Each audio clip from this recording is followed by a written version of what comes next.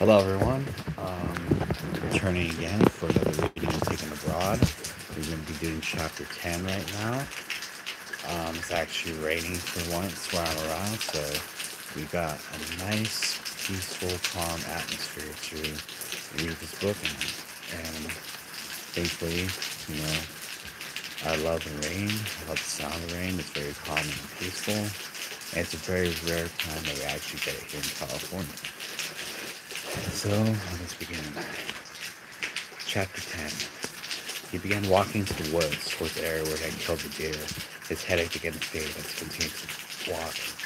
The forest was quiet and peaceful, but for some reason it felt loud to Aaron. Like all he could feel surrounding him was death. Why am I feeling like this? What is happening to me? Why can't I get rid of all this noise? He asked himself aloud. The question seemed incredible and made him grow angry. He began to run away from the noise, but it only got louder. Aaron threw himself behind a fir tree, and he caught something moving from the corner of his eye. He peeked slowly around the tree. He saw them behind the bushes, ducking down so that Aaron could see them. The enemy was there. Aaron had no choice. It was either stay and fight or die. He loaded his rifle and took aim toward the bushes. The first shot, he saw one head fall. The second shot, he saw a second head fall. The third shot missed, and the enemy ran. Aaron quickly snuck up close to the two that he had shot to see if they were dead. He couldn't see well through the bushes. He counted to three, jumped over the bushes with his buck knife, gripped tightly his hand, grabbed the enemy's heads and sliced their necks. Two of the enemies were now dead. Aaron became upset at himself because he let the third one get away. For a few minutes, he just stood there, staring at the dead bodies on the ground until his headache came back. His eyes grew watery and he wiped away. And he wiped the back of his hand against the third one. He squinted hard and then turned to his eyes. Oh, I guess it's meant to say then turned his eyes to the dead bodies on the ground. Two deer lay there lifeless. What just happened? Aaron asked himself, how did I get here? He wondered as he looked at his surroundings. Looking down his hands, he saw their soaked in blood. All of a sudden, he felt certain pleasure grow inside him. He didn't know that was happening right now to him, but he liked it. He wanted more of it. Aaron dug down, looked for the next victim. They were standing 50 feet away. Aaron lifted his rifle to his shoulder, aimed and fired. His victim went to the ground quickly with a gut-wrenching scream. Aaron ran up and stood over his victim. It was a man. I heard shots. Help me, please. As he reached his weak, shaking arm towards Aaron and held the other one on his chest where the bullet had entered. Aaron's eyes grew wide with evil as he slowly unbuckled the leather strap on his scabbard and pulled out his buck knife. You've killed enough troops. Now it's your turn to die. Aaron muttered as he grabbed the man's shirt and watched his face grow. Fear of death grow in the man's eyes. He made Aaron's heart rate pick up an anxiety feel strong. He placed the knife to the man's jugular. No! That scream of Aaron pressed the blade and slid across the man's throat. He stood up and looked into the man's dying eyes and watched him gurgle and drown in his own blood. Aaron picked up the man, hit him in the place where he couldn't be found, and covered him with brush and leaves until he returned. He made his way back to home around 3 o'clock p.m. and to his relief found that Brooke was not home. He raced inside and removed the blood-stained clothes at the entrance and made his way to the shower. He washed all the blood away and he got dressed in sweatpants and a t-shirt. Grabbing a large plastic trash bag, he raced to the door, threw his clothes inside the bag and returned them and brought them out to the barrel that he used to burn trash in. He lit the blood-stained clothes on fire and returned to the house to wash the blood with a knife, a rifle, and combat boots before Brooke returned home. When he was satisfied with cleanliness of the items, he returned back outside to the barrel to see if the clothes were not completely ashes. He pulled out the garden hose and doused the hot coals and ashes of water to hide any trace of smoke or recent fire in the barrel. When Brooke returned home, Aaron was sitting in the easy chair in the living room eating chips and drinking a can of Sprite. Hi, honey. Oh, yeah. Hi, honey, Brooke says. She carried the baby to Aaron and gave him a small kiss on the lips. Hi, Aaron says, returned to the kiss. Take the baby for me so I can get a bag of groceries from the car, okay? Brooke asked Aaron as she bent. over to hand the baby to Aaron. Aaron reached his arms out for his son. Sat on his lap and fed on the chip as he began watching TV with his son. After the show's over and they eaten supper, Aaron put the baby in the crib and then returned to bed, himself with Brooke following behind them. It didn't take long for Aaron to fall asleep and began dreaming. Brooke fell asleep in Aaron's arms, but woke up once she felt his body tighten up and become intense and twitching. She could tell he was having another nightmare, a horrible one. She had never been awakened by his body like this before. She was afraid to wake him up. I turned the lamp and saw the evil look on his face, and that he's holding him with his eyes closed. She backed slowly out of bed and watched him for a minute before deciding that she had no choice. She had to wake him from his nightmare. She slowly reached her hand across the bed towards his sweaty shoulder and nudged him gently the first time. He didn't wake up. She nudged him harder, then jumped back as he shot up straight in his bed, with his eyes open, once again soaked in sweat. She slowly stepped toward the bed, not knowing if he's actually awake or if he's still sleeping with his eyes open. Aaron, she nodded gently. Aaron's eyes shifted towards Brooke. She relaxed as she saw his eyes welling up with tears. She reached out and wrapped her arms around him and began to cry over the pain that he was going through in his mind. She wished it could all go away, but she knew it wasn't that easy. All she could do is be there for him and hold on to him tight to let him know that. But Aaron and Brooke both knew deep down that it wasn't all right. There's happening that Aaron was completely changed their lives, and it'd never be the same again, no matter how much they wanted it to be, and no matter how much they pretend like it could be. After getting the shower and washing the sweat from his body, Aaron returned to bed with Brooke and just lay there with his eyes open the rest of the night. His trip in the woods ran through his mind. Something had happened that was troubling him, but he wasn't sure what it was. He couldn't remember what happened was in the woods, but for some reason, he was bothered by it. Why couldn't I remember? He asked himself. He stared into the darkness in the bedroom. Morning finally appeared, and Aaron sat lazily up in his bed and turned to look at Brooke sleeping. He wanted so much to be the man that she fell in love with, but knew that he was no longer anywhere near to be found. He felt emptiness grow inside him, and he longed for the man he used to be. He stood up from the bed and made his way to the kitchen. When the automatic coffee pots finished up brewing the first fresh pot of coffee. After pouring himself his first cup of coffee for the day, he strolled to his son's bedroom quietly, opened the door, walked over and watched his son sleeping peacefully. He stood over his son and drank his coffee and fell into a deep thought. He wanted to be the dad to his son that he had planned on being when Trevor was born, but something inside him had grown scared and now removed the life that Aaron had originally wanted. A burning feeling grew in his stomach as he finished his last drink of coffee. He bent over, kissed his son on the forehead, and exited the room, closing the door behind him. Aaron sat down at the kitchen table with pen in hand, grabbed a notebook and the second cup of coffee. He thought for a minute while sipping on the coffee about what he's about to write. He then began at the top of the page for the title. Aaron's Journal, he wrote in big letters. It had been bothering him that he couldn't remember what he had done. He tried to remember what he figured and he made a journal. And he'd always be able to go back and look. He began writing in the journal about everything he could remember that he did that day before. He wrote down that there was a piece of the day missing because he couldn't remember what he did the day before. Once he finished writing about the previous day, he began writing about what he had done since he first woke up. He closed the notebook up, finished his coffee, then hid the notebook in his desk drawer under a stack of his old military folder. Halfway to his third cup of coffee, Aaron began to grow sweaty. His memory that he had done the day before. He wiped the sweat from his forehead with a paper towel and wrote a note to Brooke. Good morning, honey. I've gone out for a walk this morning. I'll be back in a little while. I love you. Aaron.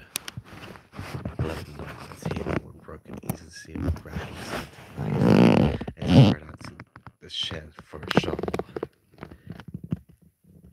He noticed a little American flag hanging on the wall from the dowel and decided to take it with him. He also grabbed a roll of black plastic that lay unused in the back corner of the shed. We got out of the woods when he had committed the murder.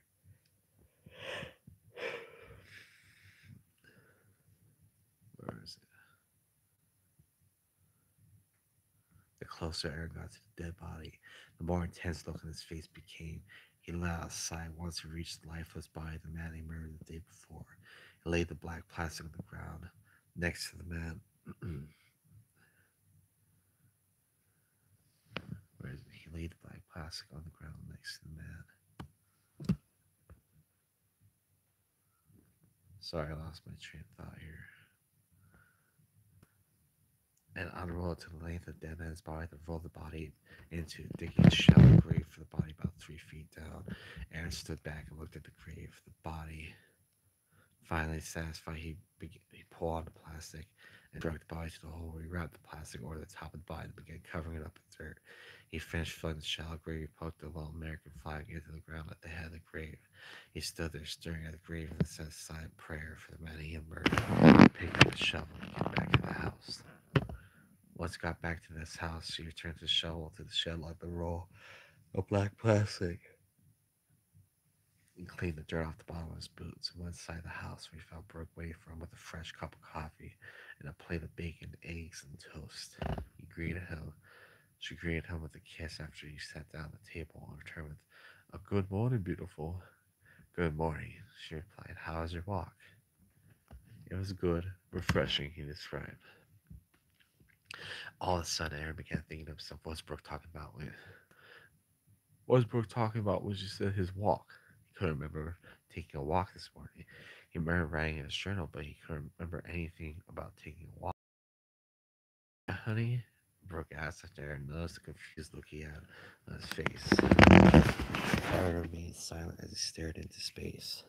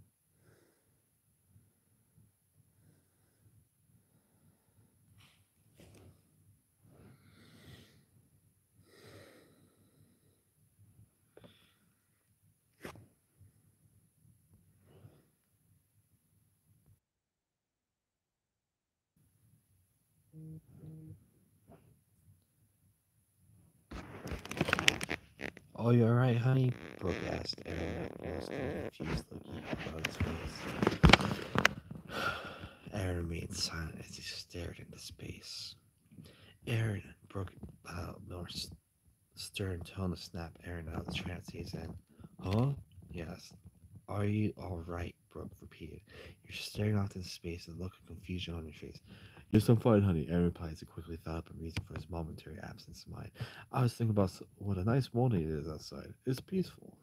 Okay, Brooke returned. Eat your breakfast before it's cold, she ordered, as she gave him a kiss on the lips and left the kitchen to retrieve Trevor from his crib.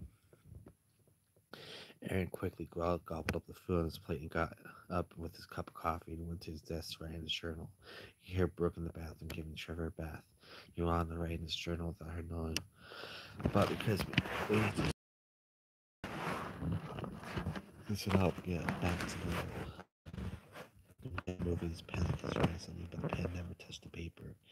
He stopped moving his pen and rested his forehead on his head to gather his thoughts.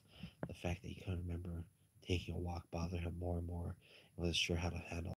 He took a deep sigh, lifted his head from his hands, and began writing. I'm lost now. I'm at a point that makes me wonder if I'm safe to be around my wife and child or not. Though I've not done anything to harm anyone that I'm aware of, it scares me to think that it is a possibility. My wife asked me how my walk was this morning. I played along with her like I knew what she was talking about, but in all honesty, I didn't have a clue and became confused by her question. Did I take a walk this morning? If I did, then where did I walk? Why can't I remember it? I'll not be back to my normal self. I won't be experiencing this, but it won't be happening to me. I've been trying to deal with it the best way I can. I love my wife and son very much, and I'll do everything possible to get my normal self. I'm afraid I may need more help than anyone will be able to give me. And quickly closed the journal and placed it back beneath his version in his desk drawer. He closed the drawer when he heard Brooke's footsteps coming out of the bathroom with Trevor in his arms. Wrapped in the bath towel, he took a sip at his coffee that was now becoming cold from sitting too long and placed his cup back on the desk and held his arms out to take his several bricks. Trevor giggled and drooled, and Aaron began tickling on his chin and became playful with the son to get him to laugh. Aaron and Brooke both cherished moments like this, and they felt like there's nothing wrong in their lives. Brooke opened the junk drawer in the kitchen, pulled out the disposable camera, and took a picture of Aaron and Trevor. It seemed like a perfect father and son moment. After she took the picture, Aaron stood up and handed Trevor back to Brooke. I have to go do a few things, but I'll be back later, okay? He told her. Okay, drive careful, Brooke replied, after Aaron grabbed his keys and gave her a kiss. I will, Aaron said as he walked out the door. Why would Daddy be so abruptly like that when we're having such fun? Brooke looked toward Trevor. Though she knew he couldn't understand what she was saying, she looked in curiosity in the window as Aaron backed out the driveway. They shrugged her shoulders as to not figure out the answer to the question she just asked Trevor. Well, he must have something important, or he wouldn't have left us in such a hurry like he did, Brooke said out loud, basically to herself.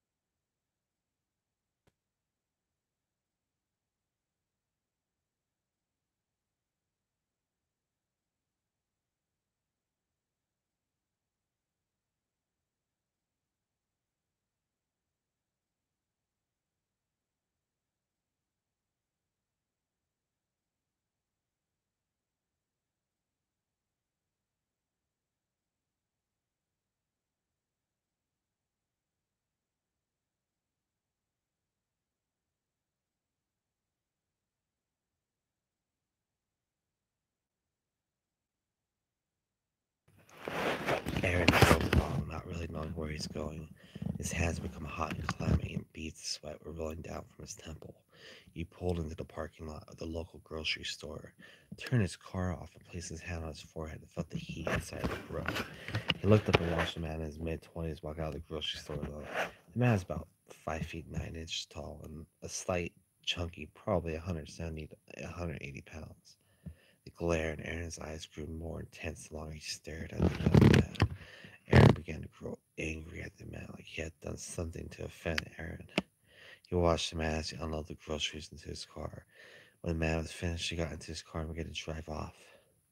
Aaron started his car and followed the man as he pulled out of the grocery store parking lot and onto the busy street. He decided to stay a couple cars behind the man so that he wouldn't get suspicious about seeing Aaron following him. The street became less busy the further he got away from the stores.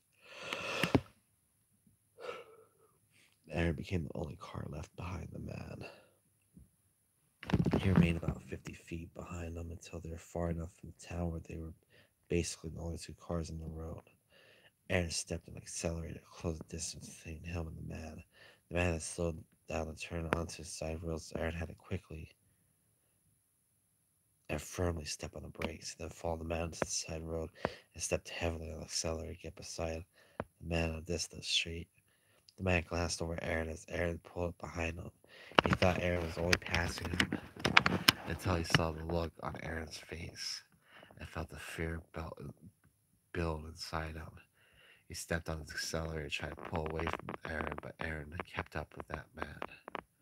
The fear grew strong inside the man after taking a second look at Aaron's face.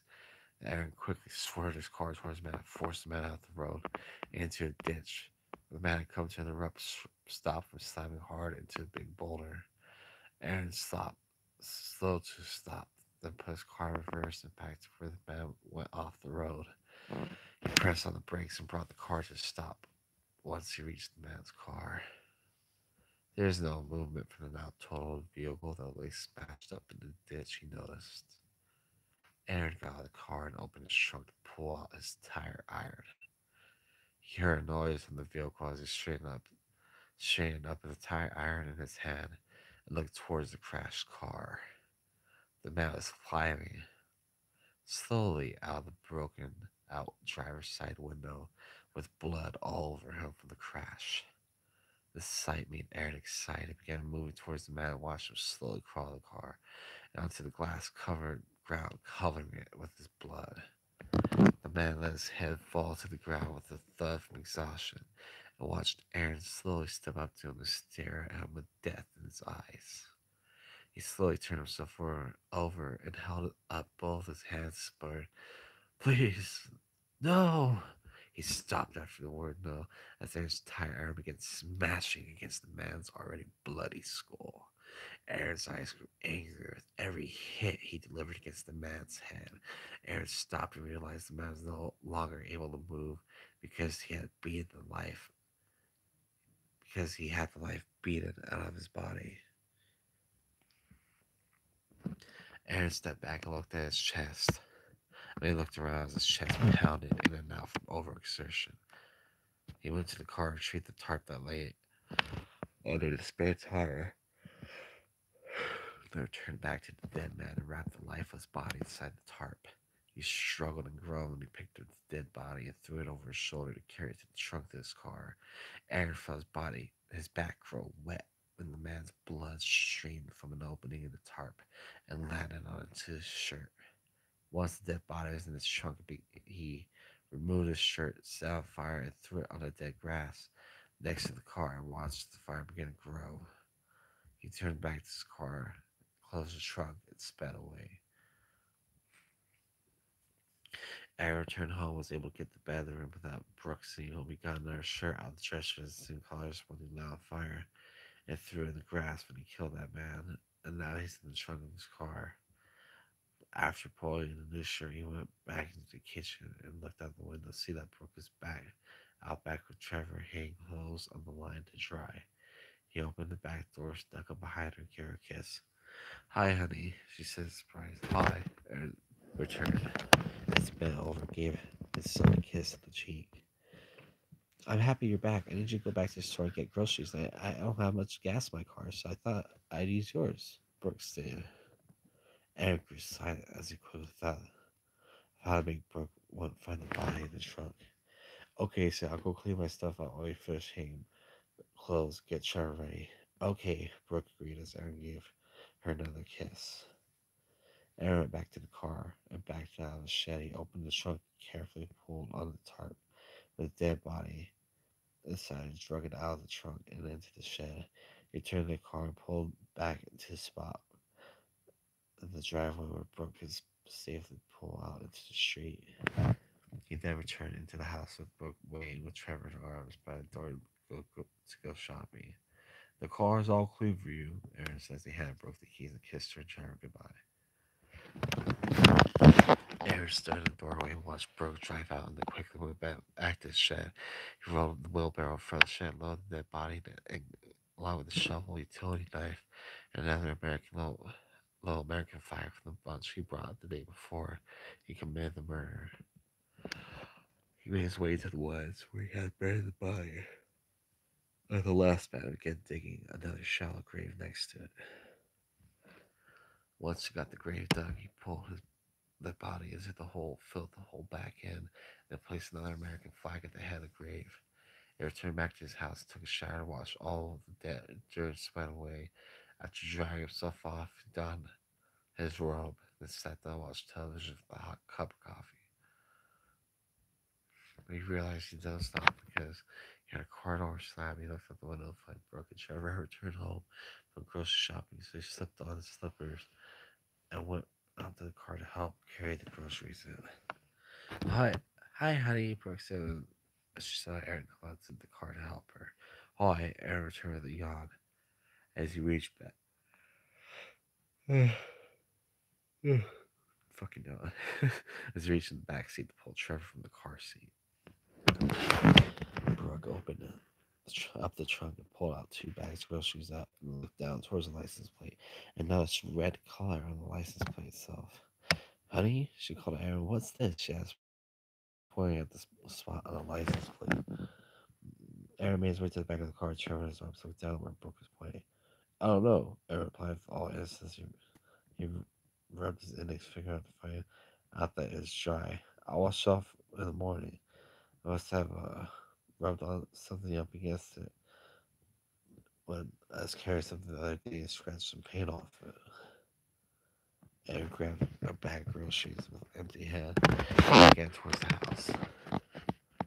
Brooke grabbed the last couple of bags, closed the trunk, and followed behind Aaron and Trevor, giving no more thought to the red license plate and accepting Aaron's explanation.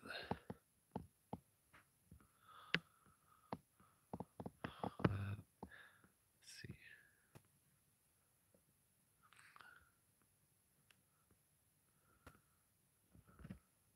That night after supper, Aaron sat down on the couch to watch the evening news. He looked closely to the anchor reporting about the car that was found ablaze on the side, street, and two men that had been missing. One man missing for a couple of days, and the other one since earlier that day. They showed pictures of the man and made Aaron sit up straight, wide eyes, staring at the pictures. Is everything alright, honey? Brooke asked. Aaron paused before replying. It seems like I've seen those two men recently. That's so odd because the faces look so familiar, but I can't place them. He answered he answered as he struggled to remember where he had seen these men. Aaron grew more bothered by this because of the fact they had been having moments of not remembering things he had been doing, and it seemed to be happening more frequently than they had before. It took a long time for Aaron to get to sleep that night because he saw the two men on television. He wanted to remember where he had seen them. He finally fell asleep around 2:30 a.m. He didn't sleep very well though because he woke up 2 hours later in a cold sweat.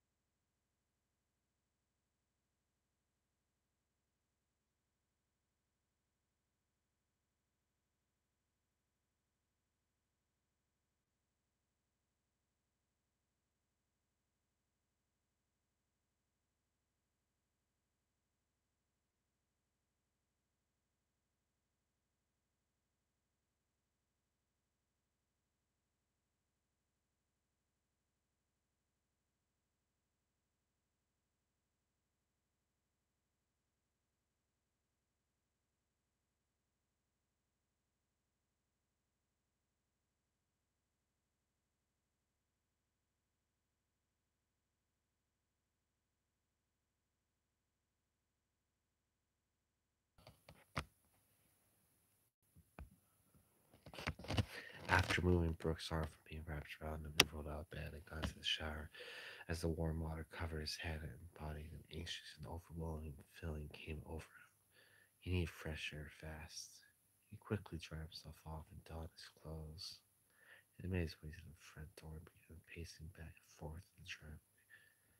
After 15 minutes of pacing, Aaron's body grew tenser.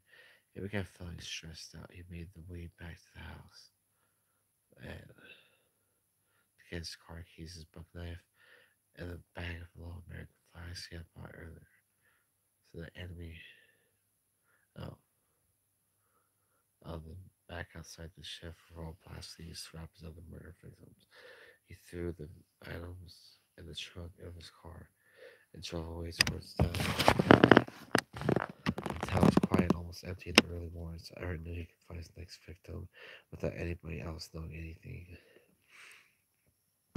He pulled his car in the back of the local grocery store and hid behind the big dumpster as he watched the three young women smoking a cigarette out by the rear entrance. He stayed quiet and listened to the conversations. Because of the night of work and the day ahead of them, one lady was finished working her shift, was having a cigarette with the other two women. After about 10 minutes of milling behind the big dumpster, the ladies finally extinguished their cigarettes and parted ways. Once the rear entrance door uh, closed, Aaron quietly stepped out from behind the dumpster and approached the young lady from behind. He put his buck knife up against her back and was just unlocking the door. Do exactly as I say, or I'll kill you, Aaron ordered sternly. He felt the young lady's body begin to shake as presence. The fear that's emanating from her is what Aaron was longing for. Walk along this way towards my car quietly, he demanded. The young lady did as she was told as Aaron helped lead her to the direction of his car. Was there? At Aaron's car, he opened the trunk, pulled out an old towel that lay in the back, and tied her on her eyes. He then put duct tape over her mouth and tied her hands behind her back in order to get into the trunk. Reluctant and in tears, the young lady complied easily. When Aaron put the knife up to her throat and scratched her skin enough to make a little line of blood appear, Aaron closed the trunk and climbed in the car. Before leaving the town, Aaron stopped at a small convenience store and purchased a coffee and a candy bar. When he came back out of the store, he could hear the young lady kicking the trunk. He unlocked the trunk and opened it. It won't do any good to kick. Nobody's going to hear you, especially where you're going. He watched the lady as she cried and stopped kicking and closed the trunk back down and drove out the trunk. Drove out the town toward a back road.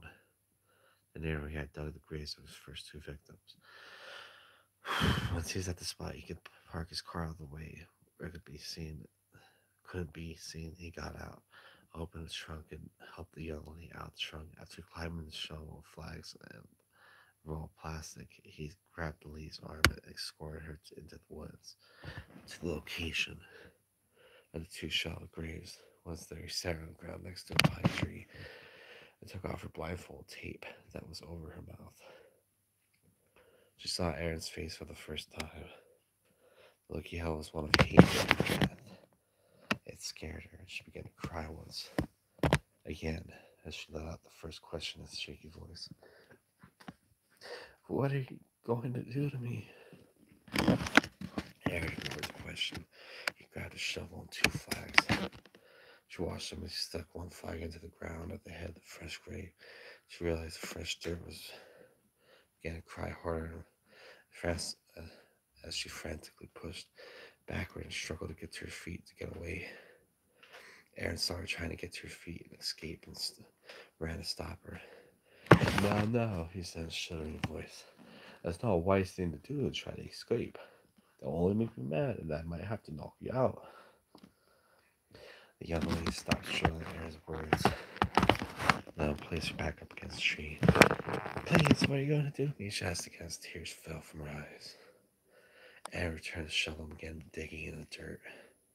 The young lady watched in horror as Aaron dug the outline of the same size of the grave next to her. She didn't realize he's digging into their grave, her grave.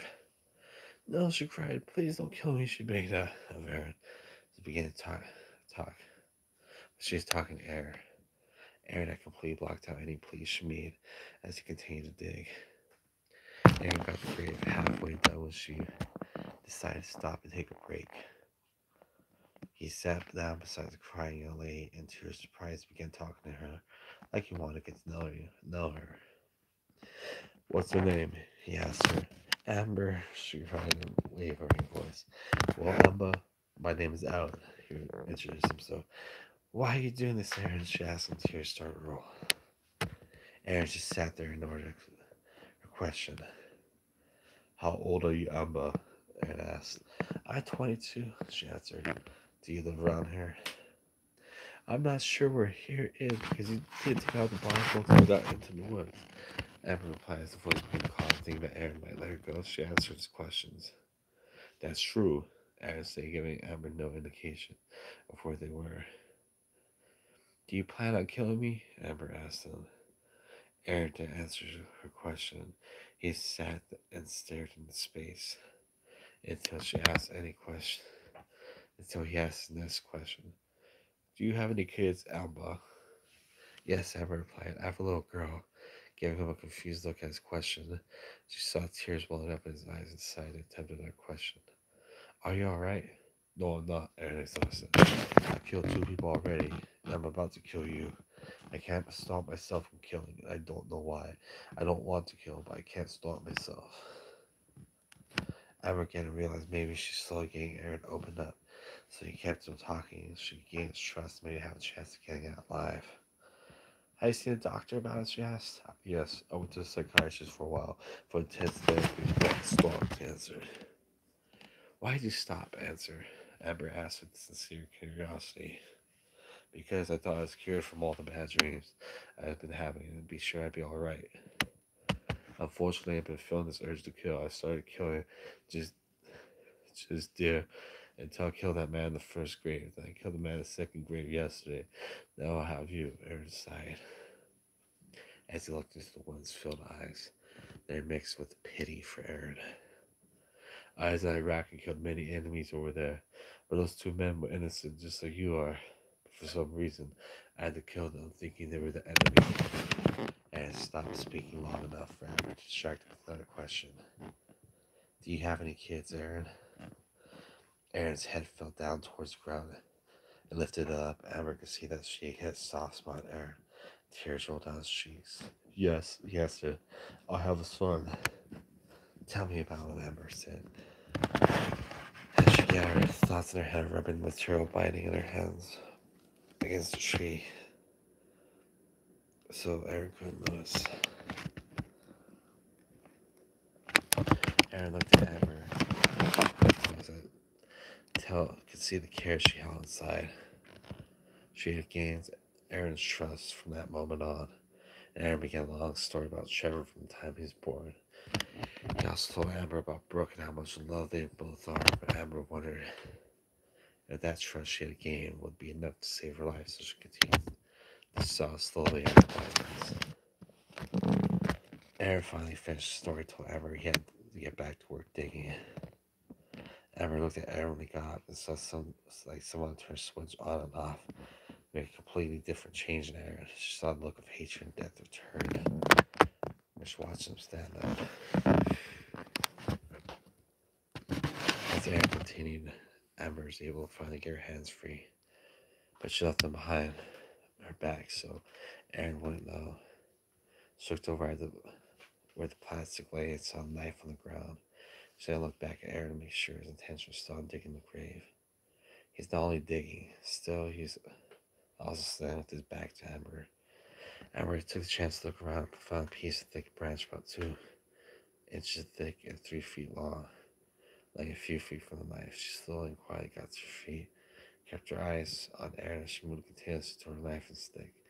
For every step and movement made Amber's heart rate pick up and race at an incredible rate. For a moment, she was afraid Aaron might hear her and turn around at any second. About 2 more steps and she'd have the knife and stick in her reach. All of a sudden, the branch snapped into Amber's feet. Erin's head quickly snapped in her direction. Amber quickly reached for a knife and stick just as they got close enough to her. Amber was able to stand up and swing the stick hard enough to knock Aaron off his feet with a stick connected to his head. Aaron lay there dazed and confused. He put his hand to his head, felt the wetness in his hair from the blood and the gash in the skull. Amber clutched the stick tight in her hand and swung a second time, connecting once again with Aaron's skull. The second blow knocked Aaron out cold. After checking Aaron's pulse to see if he's still alive, Amber took off running into the woods with the knife clenched tightly in her hands. Looking for a way out of the woods, not knowing where she was, made it almost impossible for her to have any sense of direction. She had no idea where Aaron had parked the car and didn't know there were any houses around. She stopped and leaned against a tree and started crying. She's frantic and needed to calm herself down, but she knew Aaron wouldn't stay knocked out for long. After taking a few deep breaths, she moved away from the tree and stood up straight again. She looked around her without looking behind her, knowing if she turned her body physically around, she may end up heading back towards Aaron. She decided to take a chance and just continue heading straight away from the direction she just came. And it's hard having to maneuver around the thick trees and brush, and to add to it, it's still dark out. That made it worse because if Aaron were to come after her at the direction she's going, she would never see him.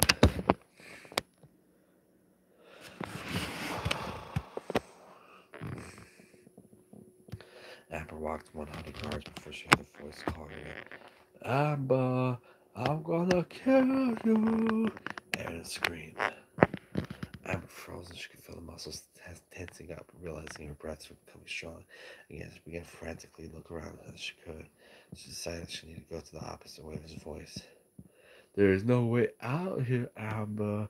It's all wood for miles and miles, Aaron yelled.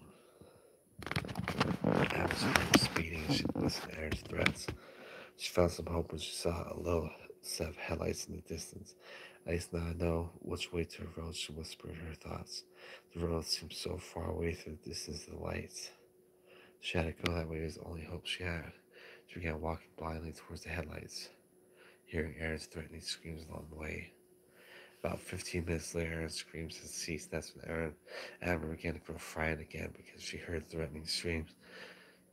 She could at least target the location and distance she was from him. Without his screaming, she had no way to know his location. On the plus side, she could tell the daylight had started to form.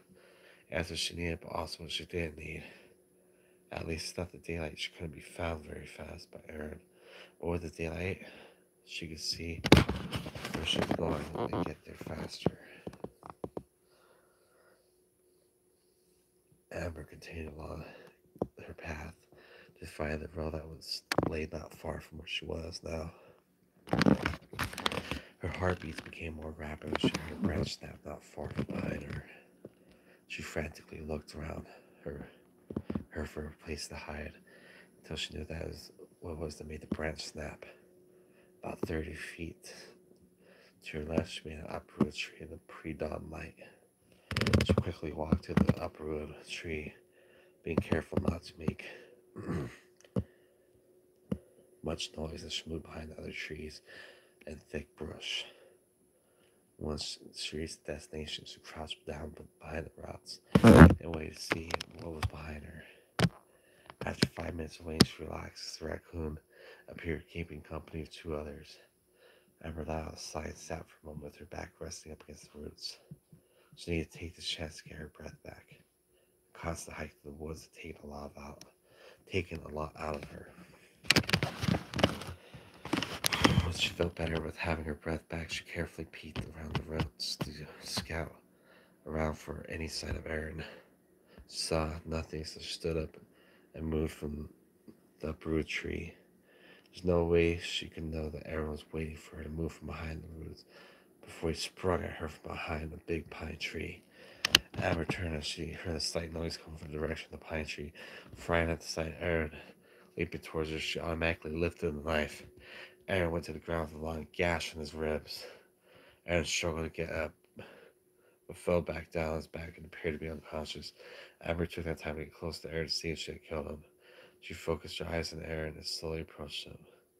She couldn't tell if he was breathing, so cautiously she moved her hand towards his mouth, a move that she would regret. Aaron quickly and unexpectedly reached up and grabbed Amber and pulled her to the ground. Amber screamed, but to no avail. Before she could position herself to strike, Aaron with the knife again. Aaron had her pinned under his leg and was on top of her, his hands gripped tightly around Amber's throat. Amber struggled with the free hand to pry loose the Aaron's grips, began to panic that she could no longer inhale any of the fresh air that was around her, and tried reaching Aaron's face to dig her fingernails into his flesh. The reach was too long, and she could only punch him as hard as her weakening body would allow her. Black body was too much for Amber, as her struggles became less and less, and she could no longer lift her arms. The last thing she saw before the world went dark was Aaron's evil eyes smiling down at her as he maintained the pressure in Amber's throat. Even after that, he watched her chest fall from her last breath. He finally let loose the grip and felt some of the madness leave him. Amber, he decided, was a good kill, an enemy to be respected. He decided to put 2 flags on Amber's grave. One flag at the head of the grave and another at the foot, signifying that she's a formidable enemy from the start to end. Once Aaron regained his breath, he looked down the bloody shirt from his knife wound. After opening his shirt, he traced his finger along the wound as he amazed the sight of the blood. Aaron was hurt, but his destination to finish the task meant more to him than tending to his wound. He grabbed his knife with Amber's stiffening fingers and placed it between his belt and pants, then gracefully threw Amber's dead body over his shoulder and headed back to the gravesite. Arriving back at the gravesite, Aaron placed Amber's body on the ground, then went back to digging her grave until it was the perfect size for her body in. Before wrapping Amber's body in the black plastic, he bent over and gave Amber a kiss on her cold lips. Aaron found that Amber was a special person and wished he had known her in life. He finished wrapping the plastic and placed Amber in her grave, and then said a silent prayer that she would go to heaven before covering the corpse with dirt. When Aaron was finished, he returned to his car and tended the wound the best he could. "That will hold until I get home," he said to himself out loud. Alright, well, that does it for chapter 10. So that's the finished reading for the rest of the night. I am growing tired myself, so see you next time.